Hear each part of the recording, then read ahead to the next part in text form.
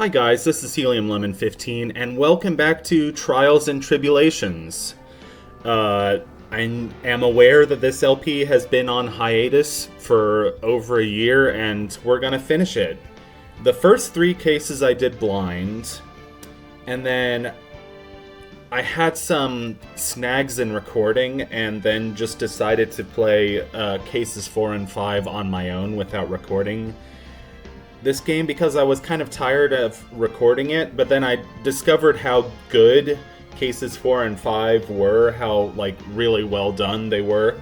And so I was like, yeah, I want to properly finish this Let's Play at some point, even though I was really going back and forth on it. I was like, well, what's the point of doing it if it's not doing it blind? And then I was like, but the 5th case is it's just a really good ending to the entire Ace Attorney trilogy.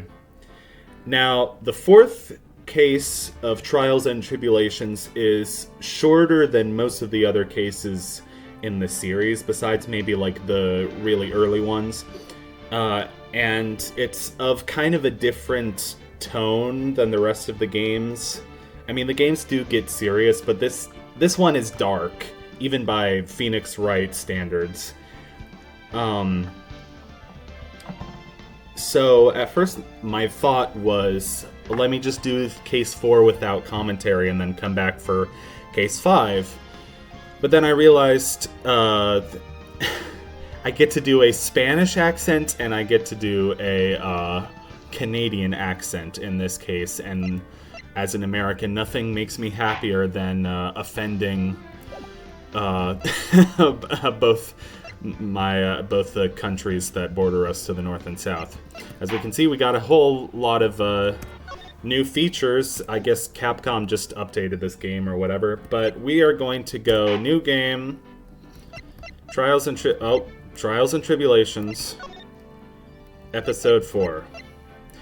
See, I got stuck because this one was okay. This one was fine. This one was so annoying. But this is where the game really starts getting good again, and that's kind of true for the first for Ace Attorney and Justice for All anyway. So without further ado, play opening. Let's do this. The girl, let her go.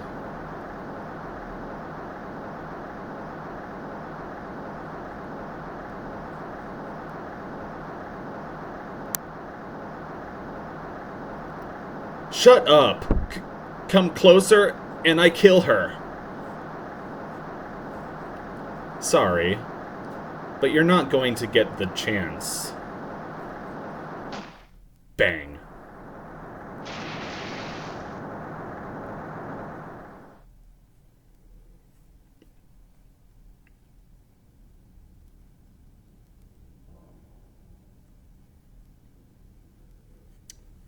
I'm reading through the file of an old court case. It was the first case of my longtime mentor, Mia Fey. Fugitive data. Picture. Data 1. Name. Terry Falls. Charge. Kidnapping, murder. Sentence. Death penalty. Fugitive movements.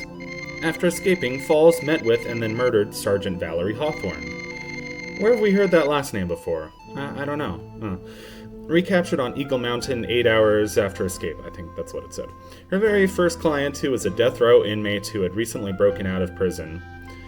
Also, what's going on in this scene here? It looks like he's got the lights off in his room and he's got an IV drip in his arm. I don't know. 6 years earlier. Mia Fey. First trial. February 16th, 9:24 a.m. All these cases during the winter, man. You know? You would think they would have one during the summer. Never mind. Ugh, I'm so nervous. I feel like I'm gonna die. I never should have accepted this case. Eek! Good morning. Don't be so jumpy, Mia. I didn't do nothing. I swear, I didn't kill nobody. Terry Falls, my first client. Sentenced to death 5 years ago, and now a prison escapee. Just relax, Mia. Make small talk and try to relax him. So why did you escape, anyway? Ugga! Eek! I'm sorry. I didn't do nothing. I didn't kill nobody. I never lie. I didn't escape from nowhere. But Mr. Falls, the police just recaptured you 2 days ago. Sorry. I told a little lie. Oh boy. But anyway, I didn't do it. I never killed nobody. Sorry for asking, but you're on death row, right? Ugga! Eek, I'm really sorry. They sentenced me to die 5 years ago, but I was twicked, I tell ya. That woman, she lied in her testimony. That's why I got the death penalty. I swear it. I didn't kill her. I could never do that. I'm sorry that the voice I'm doing for him is so bad. Please note that it's not meant to be, I don't know, offensive or insulting or anything. Then about 8 hours later, a policewoman was murdered before the police could recapture him.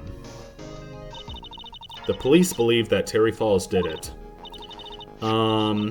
After you escape, did you meet a policewoman? Yeah, I did. She's the reason I escaped. So that much is true. He did meet with the victim. But I didn't kill her! He looks so serious when he turns to the side, and then his eyes get, like, weird again. I hate how, like, the top row of his teeth is, like, completely solid. It doesn't look like teeth, it looks like a freaking mouth guard.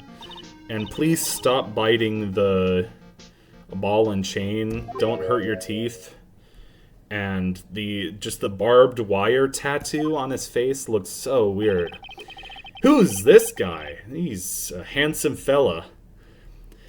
You're not going to figure out the truth by just staring at the guy. Why are you here?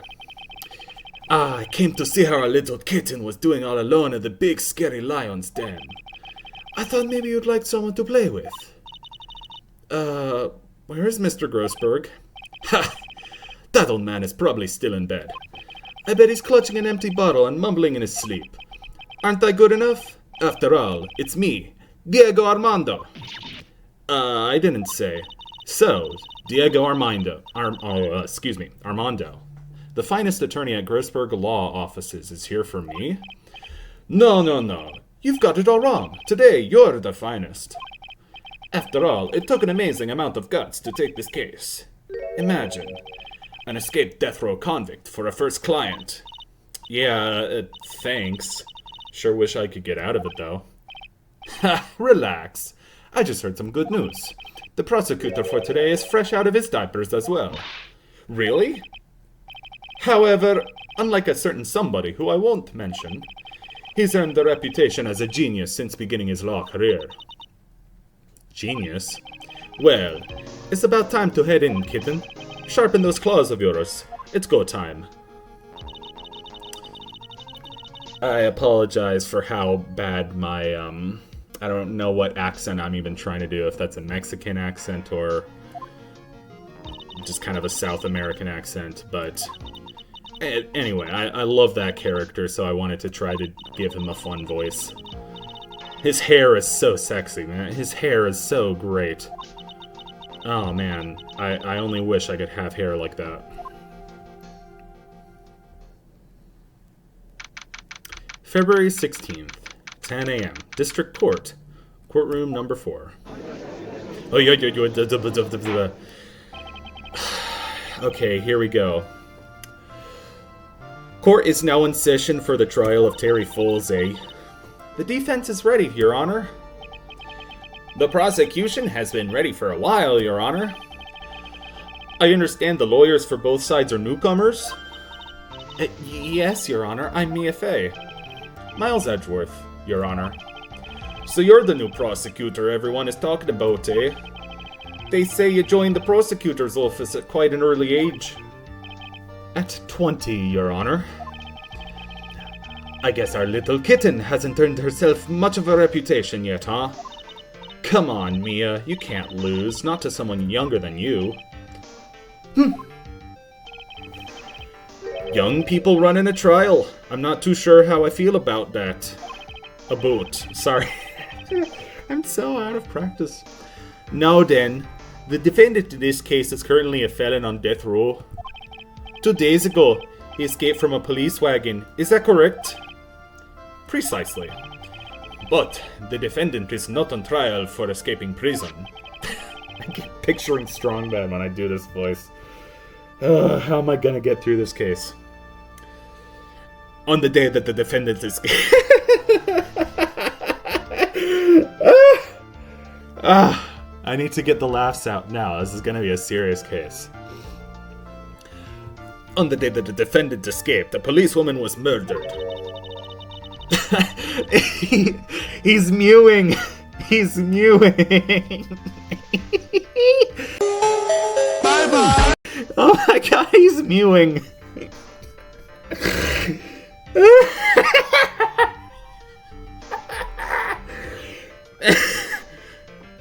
I need a moment. My name is Skylar White, yo. And my husband's Walter White, yo. So we're here to determine if Mr. Falls was responsible for her death. You got it, kitten. Well then, Mr. Edgeworth, let's hear your opening statement, eh? Yes, Your Honor, it was 5 years ago. The defendant, Terry Falls, was sentenced to death in this very court. His crimes were kidnapping, extortion, and murder. The girl he threw off the bridge was only 14 years old. A truly horrible crime. I remember it well. What is this? It sounds like a South African accent or a Dutch accent, not Canadian. From Toronto! There is no decisive evidence, so the trial was long and protracted, eh? Correct. But in the end, what finally decided the case was a certain witness's testimony. A witness's testimony?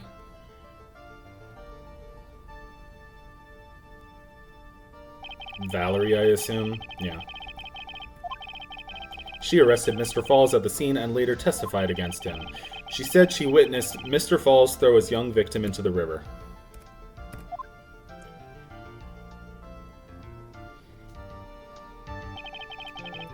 For those who are not aware, Eagle River is well known for its powerful current. Oh, wow, excuse me. Most bodies that fall in are never recovered. So Miss Hawthorne's testimony was the one that put him away. That policeman you just mentioned, that wouldn't be exactly the victim. The same woman that was killed 2 days ago. Police Sergeant Valerie Hawthorne. Aha! I see. The man who was sentenced to death based on her testimony escaped 2 days ago, you know. With only one thing on his mind, to take revenge against the woman who convicted him, you know. Ah! The truth is becoming clear to me now. Yes. It's quite obvious that the defendant is guilty. Wait a minute, that's not right. At least hear the case before you decide on the outcome, Your Honor. As they say in Alice in Wonderland. Sentence first, verdict after. That's stupid. You should have the verdict first. Anyway. Watch yourself, Miss Fay. I'm not sure I care for your word choice or your tone of voice, eh? Young people these days simply don't know how to respect their elders. You're even younger than me, you hypocrite. Now then, Mr. Edgeworth, please call your first witness. I call the detective who was in charge of the initial investigation of this case. Mr. Instant Noodles himself. Sideways big gum-chewing mouth, man. That's my name. Gumshoe, Dick Gumshoe. I'm the homicide detective in charge of the case, sir. I finally got promoted to the I'm sorry. I don't believe anyone asked you about that. Hey, ma'am, you got any idea how much work it takes? What is it? And then Gumshoe has an understandable reaction. Like, you're, like, really gorgeous, dude. No, seriously, I'm, like, falling for you, Mia. You must be at least a D bust. Sorry. Detective, pull yourself together and try to be professional. Otherwise, I'll write you up on contempt so quick that something other than your heart will ache. Okay, I got it. Now, Detective, tell us about the incident. Yes, sir, right away. The victim was Sergeant Valerie Hawthorne, a veteran on the police force. She was stabbed in the back with a knife and died from excessive blood loss. That much is already stated in the autopsy report. The court would like to hear more details about the incident itself. Yes, sir, I gotcha. Okay, let's take a look at this aerial map of the area here. 5 yids. This is a sketch of Dusky Bridge, an old suspension bridge, and the river that runs under there is Eagle River. Under where? I made you say underwear. The victim and the defendant. After stabbing her in the back, he carried her back to the car, blah blah blah. He was recaptured at a police checkpoint as he was trying to make his getaway, sir. I see. Dusky Bridge map added to the court record. Was the victim's blood found on the bridge? Or, blood? I don't know. How do you modify your O's in Canadian? Unfortunately, no traces of blood were found on the bridge. Mr. Edgeworth, I warn you that I absolutely despise conjecture, you know. If there was no blood on the bridge, you know, then you have no proof that they even met there, eh? Your Honor, if you would listen to the testimony we have prepared, I'm sure you'll be convinced. The two of them most certainly did meet on the bridge that day. Why, Mr. Edgeworth, I'm not sure I like you wagging your finger at me as if I was some hoser. It's starting to slide into, like, pirate accent, which is just Irish. I realized that, like, in the last year or so, I was like, wait, pirate accent is just Irish, except, like, snarly, if that makes sense. One little mistake and this guy will drink you for... I can't even get my accent straight. One little mistake and this guy will drink you for morning tea. Trust me and get ready. Summary of the incident. Okay, time to get serious. On the day of the incident, an unknown person phoned the sergeant and asked to meet. Sergeant Hawthorne went to Dusky Bridge at the designated time and met with Mr. Falls. And that's where she was brutally murdered, sir. The criminal stuffed her body into his car trunk and tried to make a getaway. Mr. Falls was arrested at a police checkpoint we set up at the base of the mountain. Well, you certainly have established the importance of the bridge. Naturally. I've always hated how everyone is wearing, like, a realistic outfit. And then Edgeworth is dressed like something out of Castlevania. He's got that stupid, like, Castlevania combination of, like, the clothing is from, like, 18th century nobility, or, like, Vienna or Paris or something. But the hair is from, like, frickin' K-pop or J-pop. I don't know. That was offensive. I'm sorry. I'm mewing. I mean, the defendant, the witness, is mogging everyone. Ha, you got me there. But maybe you should keep your claws out and show them what you've got, kitten. It's okay, Mia. Stay calm. I really like her mole, just under, like, on the right side of her face. It's so cute. Sorry, I'm simping for Mia a little bit. I'm trying to stay serious. On the day of the incident, an unknown person... So we're going to do standard practice and press everything, even though I know that's kind of how, what's the word? Scrubs play, or noobs play this game. But there's a lot of worthwhile dialogue that you get out of it, like this right here.